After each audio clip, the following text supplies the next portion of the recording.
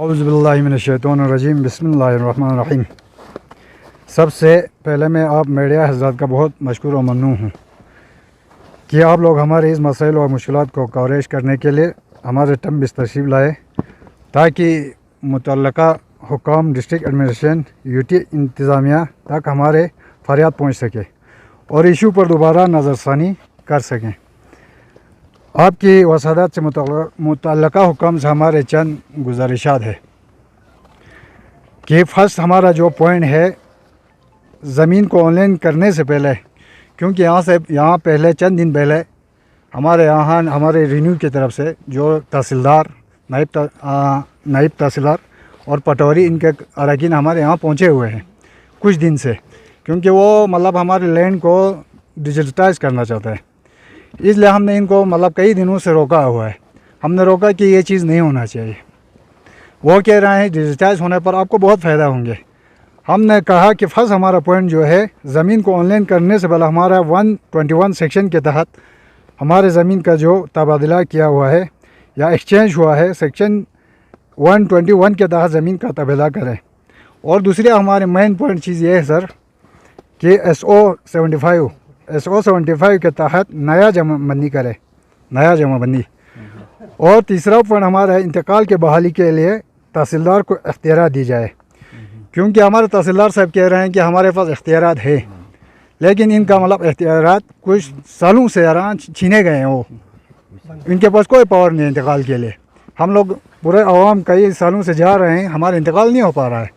अभी कह रहे हैं तहसीलदार साहब हमको एश्योरेंस दे रहा है कि आप कल आ जाओ, डिजिटाइज करने के बाद हम एप्लीकेशन दे दो, अभी कर देंगे।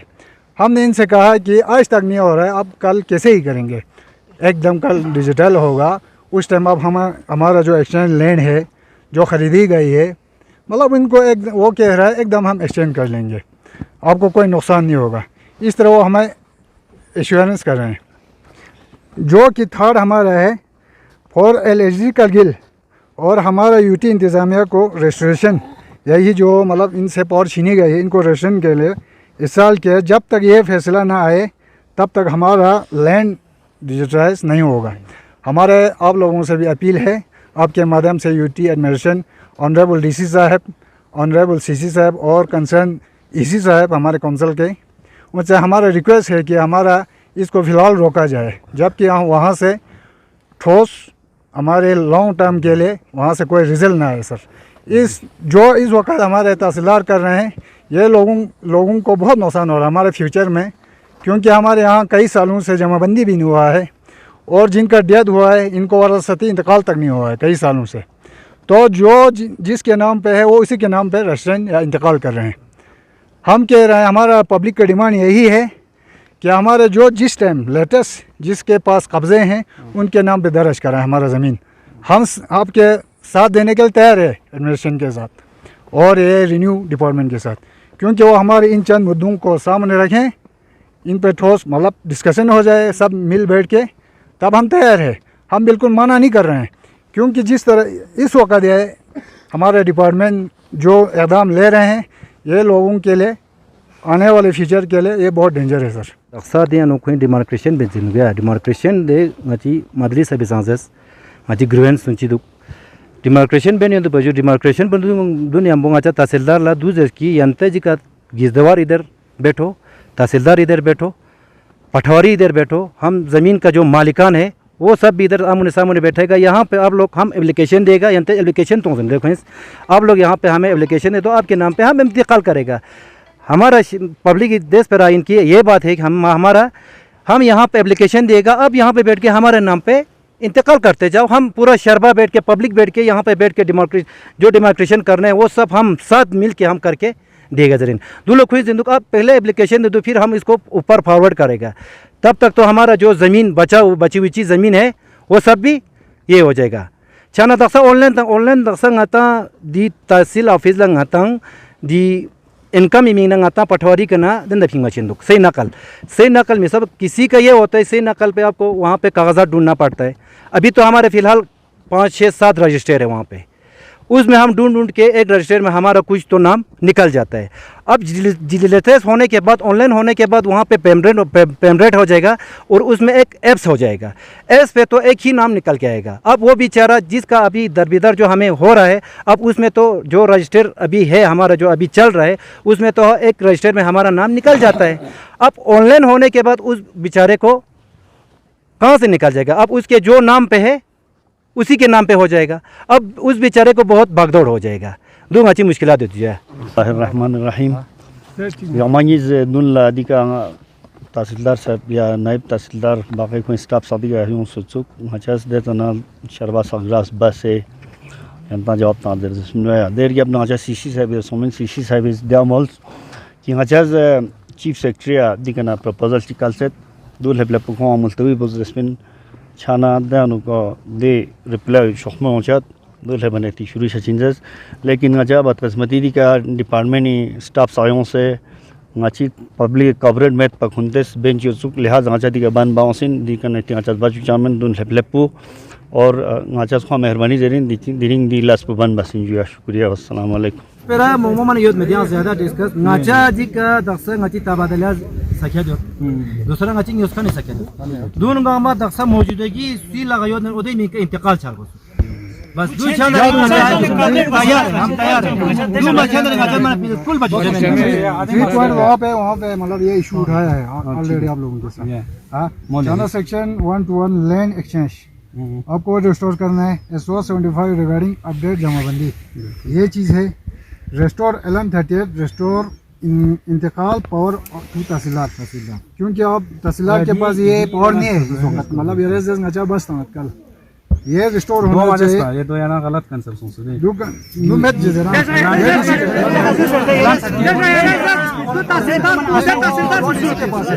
तहसीलदार को सूट बा मेन खनि तहसीलदार कहां से लगा चुका सेल चुका से सा जगह के यार 38 को लगा डीसी लगा दरे पावर को यंता ये रिस्टोर होना चाहिए। हमने आगे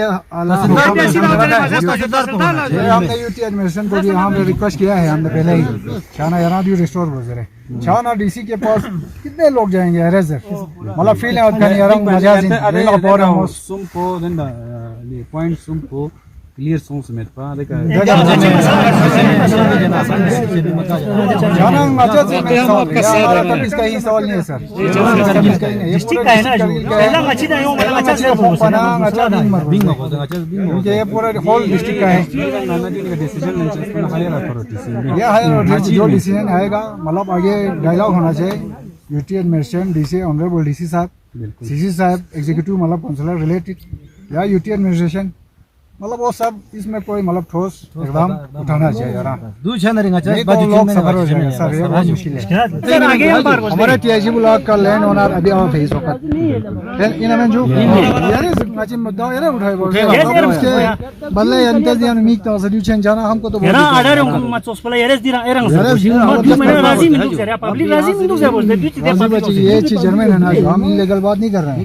लोग अच्छी जर्मन इंडिया जर्मन डिस्ट्रिक्ट पूरा दिन अच्छा अच्छे टाइम भी सीन मसला इन पूरा डिस्ट्रिक्ट पे है तो मसला है जो आपसे रिक्वेस्ट कर रहा हूँ कल से ये बंद कीजिए। इधर ही इंतकाल होना चाहिए वो सब तो अथॉरिटीज खतो इधर नहीं होना चाहिए हम ये नहीं कह रहे हैं। वो हम 10 दिन टाइम निकालो पहले कर दो। हम आपको इतना एजुकेशन अरे तो फिर खतो तो पहले चुप चले इसी को इंतकाल डुल चुकी नहीं मैं जो फिर इसके बाद करते सर लैंड डिजिटलाइजेशन को लेके पब्लिक के कंसर्न्स हैं और 3 अहम पॉइंट्स ये रख रहे हैं ख़ासकर इंतकाल को लेके तबादले को लेके और रजिस्ट्रेशन को लेके। तो क्या आपके रिएक्शन से और पब्लिक का कहना है कि जब तक ये क्लियर नहीं होगा तो टम्बिस में यहाँ पे वो कोऑपरेट नहीं कर रहे हैं रेवेन्यू डिपार्टमेंट? सबसे पहले तो आप मीडिया वालों को मेरा शुक्रिया। सबसे पहला पॉइंट जो मैं कहूँगा कि लार्मा के बारे में लैंड डिजिटलाइजेशन के बारे में एक मिसकंसेप्शन ये है कि लैंड डिजिटलाइजेशन होने के बाद उसमें कोई तब्दीली नहीं आ सकती है। मैं पब्लिक को ये एश्योरेंस देना चाहता हूँ कि कोई भी प्रोसेस होता हो पहले, जैसे कि अगर कोई बंदा किसी दूसरे बंदे को लैंड सेल करे, बेच दे, तो उसका प्रोसेस ये होता है कि वो आपको रजिस्टर करना पड़ता है, रजिस्ट्रेशन करना पड़ता है असिस्टेंट रजिस्ट्रार के पास। तो वो प्रोसेस चलता रहेगा। जैसे अगर किसी बंदे ने किसी को लैंड सेल किया तो वो डिजिटलाइजेशन के बाद, बल्कि मैं ये कहूँगा कि लैंड डिजिटलाइजेशन का, लैंड रिकॉर्ड के डिजिटलाइजेशन का एक मकसद यही है कि जो प्रोसेस चलता है ये इंतकाल का या कोई रजिस्ट्रेशन का, वो आसान हो जाए। आप ही बताइए हमें कि अगर अभी लैंड रिकॉर्ड जो है वो हमें हार्ड कॉपी की शक्ल में है, अगर उसमें हमें बहुत पेपर वर्क करना पड़ता है। जब आपके पास सारा रिकॉर्ड आपके लैपटॉप, आपके मोबाइल स्क्रीन पे अवेलेबल होगा तो आपको रजिस्ट्रेशन करने में या उसको ट्रांसफ़र करने में इजी होगी। तो इसका मतलब ये नहीं कि लोगों में मिसकंसेप्शन ये है कि जो पहले अगर जिस तरह से डिजिटलाइजेशन में रिकॉर्ड्स आ गया उसी वैसे ही रहेंगे, वो नहीं रहेंगे। जैसे कि जिस तरह से पहले रजिस्ट्रेशन होता था अब भी रजिस्ट्रेशन हो जाएंगे।